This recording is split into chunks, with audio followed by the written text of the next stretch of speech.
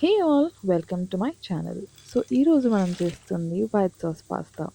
So for this I'm using wheat penne pasta. First దీన్ని మనం వాటర్లో బాయిల్ చేసుకుంటాం for approximately 12 to 13 minutes.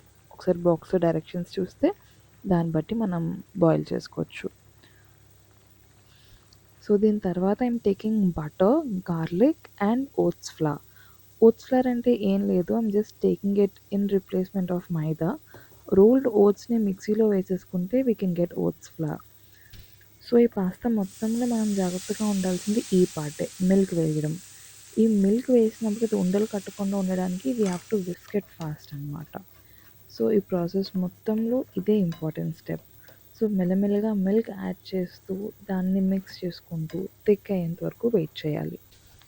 Next step is to add cheese. నేను ఇక్కడ 1.5 cube cheese వాడాను మొత్తం పాస్తాకి. I also added salt.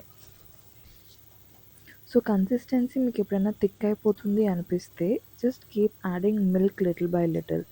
దాన్ని బట్టి మీకు కన్సిస్టెన్సీ నీట్గా, చీజీగా, క్రీమీగా వస్తుంది. వైట్ సాస్ రెడీ అయిపోయింది అని తెలియడానికి మనం సాస్ని మధ్యలోకి డివైడ్ చేసినప్పుడు స్లోగా దగ్గరికి వస్తుంది, కలుస్తుంది అనుకున్నప్పుడు వీ కెన్ స్టాప్ ఇట్ అనమాట.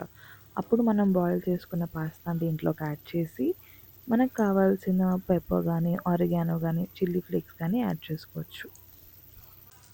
టు మేక్ ఇట్ హెల్దియర్ దీంట్లో వెజీస్ కూడా యాడ్ చేసుకోవచ్చు. సో ఇలా you can make your white sauce cheesy pasta. See you in the next one.